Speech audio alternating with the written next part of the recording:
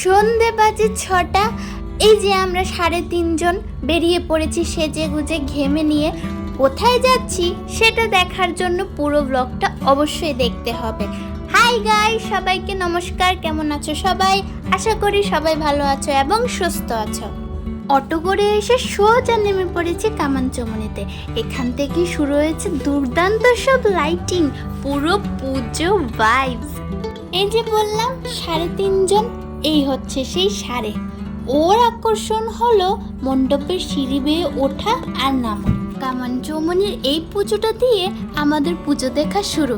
একবার এই গণেশ ঠাকুরের মূর্তিটা দেখুন, কি অপরূপ সৌন্দর্য, তাই না? হয়ে গেছে, এবারে সামনে এগোই। পুরো রাস্তাটা আলোয় আলোকিত। কে বলবে এখন রাত? সামনেই আছে জ্যাকসন গেটের গণেশ পুজো। এই পুজোটা ভীষণ জমজমাটে হয়, না দেখলেই নয়। আজকে চলুন আপনারাও আমাদের সাথে আগরতলার পুজো পরিক্রমাটা করে নিন। চলে এসেছি মণ্ডপের সামনে, আর প্রথমেই এই সুন্দর গণেশ ঠাকুরের প্রতিমার উপর চোখ পড়ল। সিকিউরিটির হুইসেলে জীবনটা অতিষ্ঠ। দুদণ্ড দাঁড়িয়ে দুটো ফটোও তুলতে দিল না। এই মণ্ডপের কারুকার্য কিন্তু দেখার মতো হয়েছে, তবে আর বেশিক্ষণ দাঁড়ানো যাবে না, ভিড় প্রচণ্ড বেড়ে গেছে। এইখান থেকে কয়েক পা এগোলেই রয়েছে এই পুজোটা।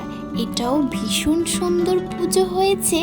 এই দেখুন, আমাদের গণেশ ঠাকুর হলুদ কাঠামোয় হলুদ ধুতি পরে বিরাজ করছেন। কি সুন্দর লাগছে গণেশ ঠাকুরকে। পুচকুর দেখা হলো এক মিষ্টি পুচকির সাথে, বেজায় খুশি। আবার চেয়ারেও বসতে হবে ওনার। কি কাণ্ড! ঢাক বাজছিল বলে এখানে একটু বসলাম। ঠাকুর মশাই কি সুন্দর করে পদ্ম ফুলটা ফোটাচ্ছেন। পুজোর পদ্ম ফুল ফোটানো কিন্তু খুব দক্ষ হাতের কাজ। 2 থালা ভর্তি করে দেওয়া হয়েছে লাড্ডু, আর এখানে পুরোহিত মশাই এখন পুজোয় বসেছেন। আরেকটি বার চোখ ভরে গণেশ ঠাকুরকে একটু দেখে নিলাম। এইবার এগিয়ে যাব। এখানে বসেছে মেলা, অনেক রকমের জিনিস, নানা রকমের খাবার, আরও কত কি।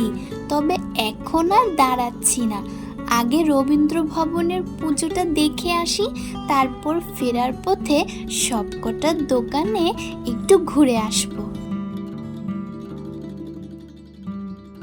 এই সেই পুজো, দেখুন বাইরেটা কি সুন্দর বানিয়েছে। এখন ভেতরে ঢোকাই হচ্ছে আসল ব্যাপার। যা লাইন পড়েছে, ভেতরে ঢুকবো কিনা ভাবছি। অনেক মানুষ তো না দেখে ফিরে চলে যাচ্ছে। এত দূর এসে ফিরে যাব? সাহস করে দাঁড়িয়ে পড়লাম। শেষমেশ ভিড়ের ঠেলায় বাঁশের গুঁতো খেতে খেতে আমরা দুজন প্যান্ডেলের ভেতরে। বাহ, খুব সুন্দর বানিয়েছে এই থিমটা। আমার তো খুব ভালো লেগেছে। আপনাদের কেমন লেগেছে বলবেন কিন্তু। মুখরোচক আচার আর নানা রকম কসমেটিক্সের জিনিস। একটু ঘুরে এলাম। এখানে আর বাচ্চাদের রাইডও এসেছে।